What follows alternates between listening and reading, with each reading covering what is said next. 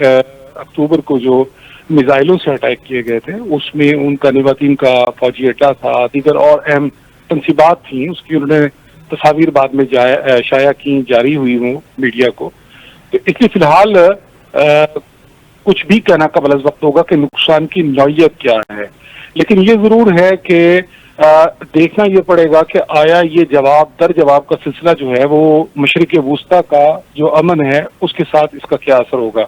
کیونکہ جو خلیجی ممالک ہیں انہیں یہ اندیشہ ہے کہ اگر یہ سلسلہ چل نکلتا ہے تو وہ خود شیشے کے گھر میں بیٹھے ہوئے ہیں، اور وہ ان کی آئل کی جو تنصیبات ہیں وہ ایران کی حمایت یافتہ جو ملیشیاز ہیں خطے کے اندر وہ نشانہ بنا سکتی ہے. 2019 کا واقعہ جو ہے وہ سعودی عرب نہیں بھول سکتا. امریکہ کی حمایت کے ساتھ جس طریقے سے سعودی عرب کا کردار رہا ہے ہمیشہ سے، تو عراق میں موجود جو ملیشیاز تھیں انہوں نے 2019 میں سعودی تیل کی تنصیبات کو جس طرح سے نقصان پہنچایا تھا اور شدید نقصان پہنچایا تھا، اس لیے یہ نقصان جو ہے وہ افورڈ فردر نہیں کر سکتے، سعودی عرب بھی نہیں کر سکتا اور خطے کے جو دیگر ممالک ہیں وہ بھی نہیں افورڈ کر سکتے. اس لیے جواب در جواب کا سلسلہ جو ہے خطے کے ممالک کی طرف جو ہے وہ خطرات کو سامنے لیے ہوئے ہے، اور اسی وجہ سے عمان نے اور سعودی عرب نے اور ایک دو اور عرب ممالک نے بھی اس اسرائیلی حملے کی مذمت کی ہے. لیکن الیاس نثاری صاحب، جیسے ابھی آپ نے فرمایا کہ جو خطہ ہے وہ جو نقصان ہے برداشت نہیں کر سکتا، لیکن ایک لمبے عرصے سے آپ دیکھیں سعودی عرب کی بات کی جائے تو اس معاملے کے اوپر خاموش ہے، اور ایک لمبا عرصے سے یہ جنگ جاری ہے. اس کے اوپر کیا کہیں گے سر؟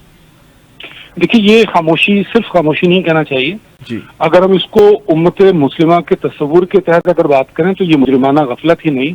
بلکہ عالم کفار کے ساتھ مل کر فلسطینی مسلمان بھائیوں کا اور لبنانی مسلمان بھائیوں کا اسرائیل کے ہاتھوں جو قتل عام ہو رہا ہے اس میں برابر کی شراکت داری کے مترادف ہے. تو جو خطے کے امن سے میں نے متعلق بات کی اس کے دو حصے ہیں. ایک حصہ تو یہی ہے کہ براہ راست جو ہے یہاں کے لوگ متاثر ہوں گے کسی بھی جنگ سے، جیسا کہ دیگر جگہوں پہ ہو رہے ہیں. اور دوسرا اس کا جو حصہ ہے وہ یہ ہے، چونکہ تیل کے لحاظ سے بہت اہم ہے، تیل کی تنصیبات پر حملے ہونے کا مطلب یہ ہے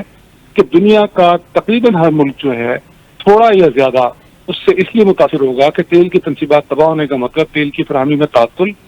اور اس تعطل کا مطلب جو تیل کی قیمتوں میں انتہائی ہوش ربا اضافہ، اور اس ہوش ربا اضافے کا مطلب ایک عام آدمی کی زندگی بالخصوص پاکستان کے اندر وہ مشکلات کا اضافہ. تو یہ جنگ کے بلا واسطہ یا بالواسطہ، بلکہ بالواسطہ کہنا چاہیے، جو نقصانات ہیں وہ پھر ہر ایک شخص کو دنیا کے اندر جو ہے وہ سہنا پڑیں گے. لیکن اس کا مطلب یہ نہیں ہے کہ اسرائیل کو لگام نہ دی جائے. اس کا مطلب یہ نہیں ہے کہ امریکہ اور بنیادی طور پر اجتماعی طور پر جو یورپ اس جرم کا ذمہ دار ہے اسرائیل کے حوالے سے اور اسرائیل کے ذریعے سے وہ غاصبانہ قبضہ کروانے میں، اسلحے کی فراہمی کی صورت میں، اقوام متحدہ میں اس کو